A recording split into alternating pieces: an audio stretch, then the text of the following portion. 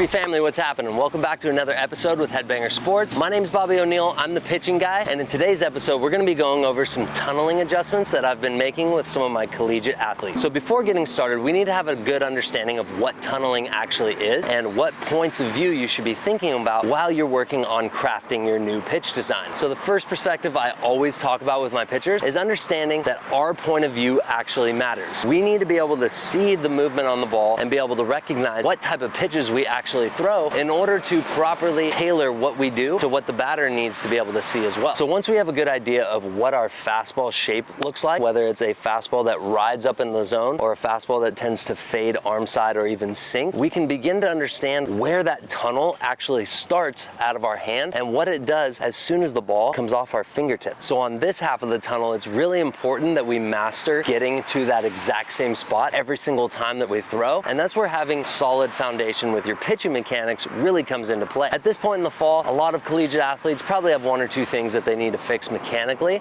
and this is a direct contributor to why they may not be tunneling their pitches like they were maybe last season or even they should be doing now. So here's two common mess ups that I see from pitchers when it comes to their tunnel getting messed up on the pitcher's point of view side. Problem number one, when they are getting into their load in their hinge here and they're getting ready to rotate out of that position, what's taking place is their back foot is collapsing or jumping, which is causing their center of mass to shift forward. Why that's an issue besides the overall mechanical deficiency and how that could eventually lead to arm stress is it's making the position of your starting point at ball release change. For someone who jumps and sends their entire center of mass forward, that takes their release point from this position coming out of layback here to essentially slightly higher and slightly more forward, which completely changes the angle that the batter is going to start seeing from the ball. We'll get to that in a second. For a guy whose back leg just collapses, what typically ends up happening with those guys is they wind up staying straight up with their upper body and they don't get leverage over their front side, so they're typically not getting as much extension in their ball, which also changes both the height and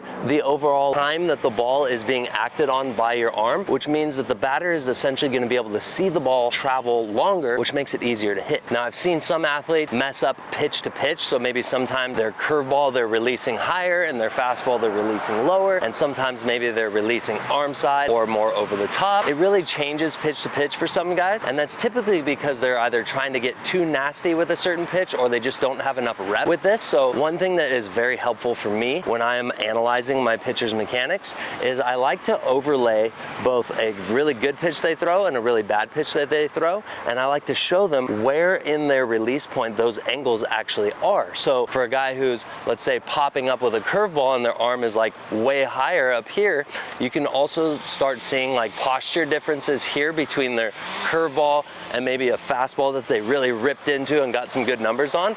They might be more in this position here. So good pitch, bad pitch.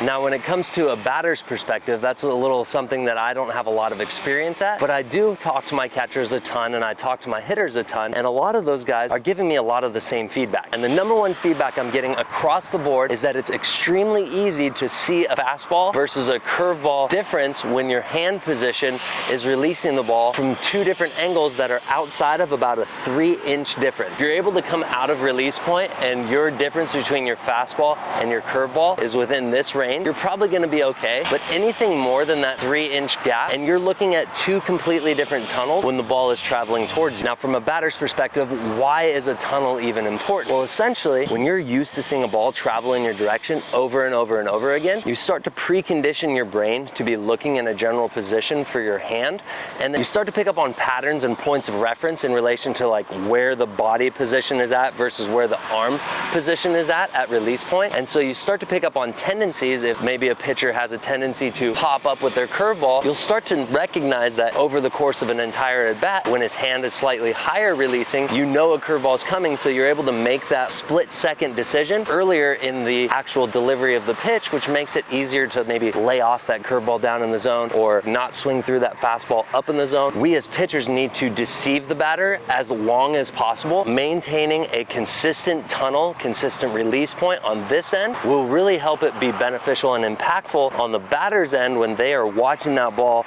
essentially hide behind one another. You're letting go of the ball in the exact same position, whether you're throwing a curveball or a fastball. The ball is traveling down that tunnel, whether it's spinning like a curveball or spinning like a fastball, it's still traveling down that same tunnel all the way through the zone. And then at the last second, the fastball kind of rides up an arm side and the curveball starts to fade and drop off. If you have two separate angles where a curveball is coming in from a high slot and dropping in, and a fastball is starting at a lower slot and riding up, it's easier to pick up the difference between those two. By having a similar release point, you're gonna be able to control where you should be aiming that second half of your tunnel. Pitchers, when you're trying to work on your tunnel from a curveball perspective, or even a fastball with a lot of run, and you're focused on where the ball ends up in relation to the catcher, you've missed the point of tunneling completely. The tunnel itself does not end where the ball ended up. It ends where the ball begins to deviate from its course. In other words, right here where it initiated its movement towards that glove position here. So as the ball is traveling towards your catcher and it makes its initial movement towards its glove breaking position, what you need to understand is